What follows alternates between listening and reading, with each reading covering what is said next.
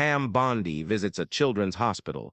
What she does next will warm your heart. The little boy lay in his hospital bed, eyes fixed on the ceiling, his tiny fingers tracing patterns on the blanket. He had been here for weeks, watching the world pass by through a window he couldn't reach. Nurses smiled. Doctors spoke in gentle tones, but nothing changed the truth. He was sick, and every day felt the same.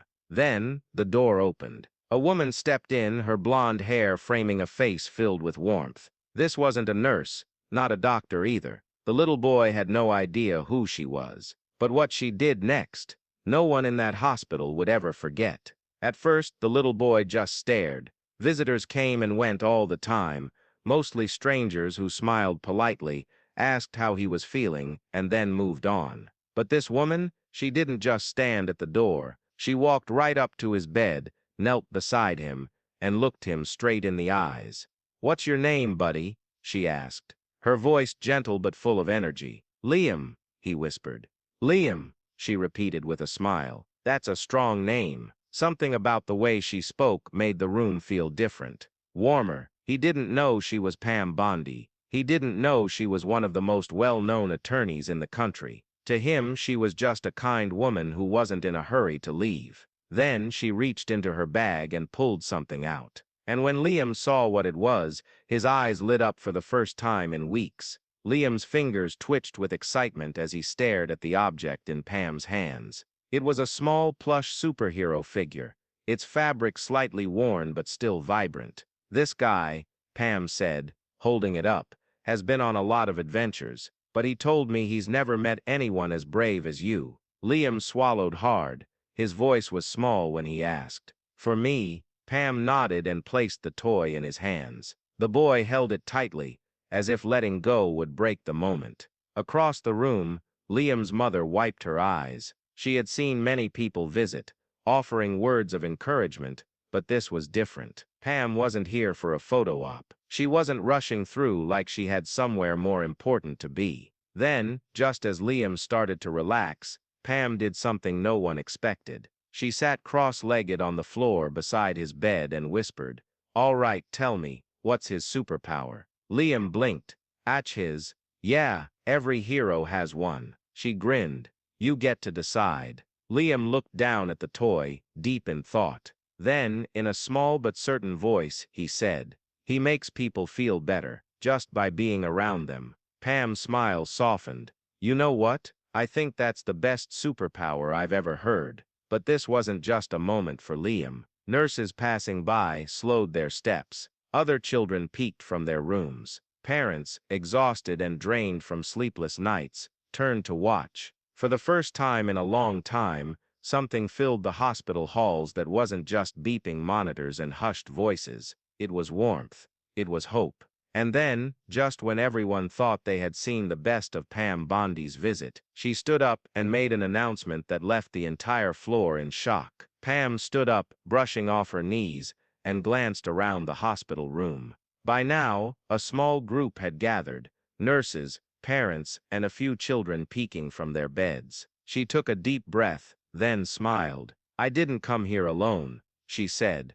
"I brought some friends." Whispers rippled through the room. Liam clutched his new superhero toy, eyes wide with curiosity. Then, the door swung open. One by one, people began stepping inside. First, a well-known football player, carrying a duffel bag full of signed jerseys. Then, a popular children's book author, holding copies of her latest story. Behind them, firefighters in full uniform, a police officer with a K9 dog, and even a famous musician holding a guitar. Gasps filled the air. For weeks, this hospital had been a place of quiet routines and careful optimism. Now, it felt alive. Pam turned back to Liam, crouching to his level. "Remember how you said your superhero makes people feel better just by being around them?" Liam nodded. She ruffled his hair. "Well, I think you just gave all these people their superpower today." Tears welled in his mother's eyes.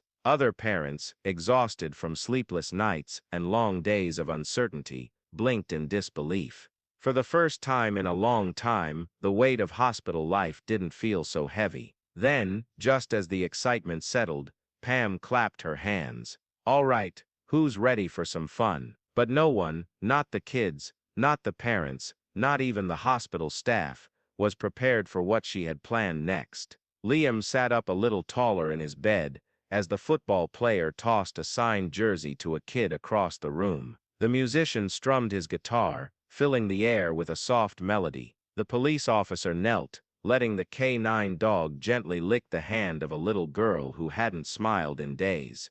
Laughter and voices replaced the usual quiet hum of machines. Pam wasn't just visiting. She had transformed the hospital into something else, something alive, something hopeful. But she wasn't done yet. She turned to the hospital director, who had been watching in stunned silence. "How many kids are in this wing?" she asked. 42, the director replied. Pam nodded, pulling out her phone. "All right then. We're making sure every single one of them gets a surprise today." She sent a message, and within minutes, deliveries started arriving. Boxes filled with stuffed animals, books, art supplies, and puzzles. Each child got something, no one left out. Liam clutched his new gifts, his superhero toy still tucked under his arm. He looked at Pam, his voice small but filled with something he hadn't felt in a while. "Joy. You're kinda like a superhero too," he said. Pam smiled, but before she could respond,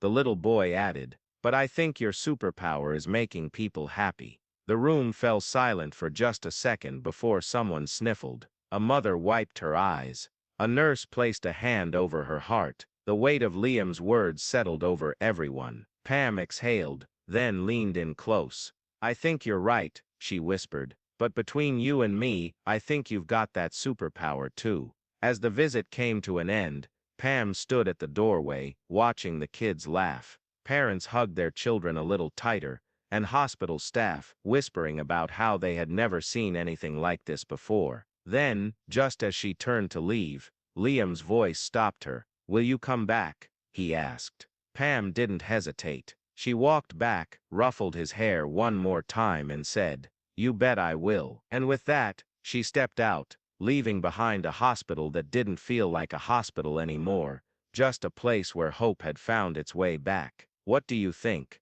Would you call Pam Bondi a real-life superhero? Let us know in the comments below. And if you want more stories like this, hit that subscribe button so you never miss one.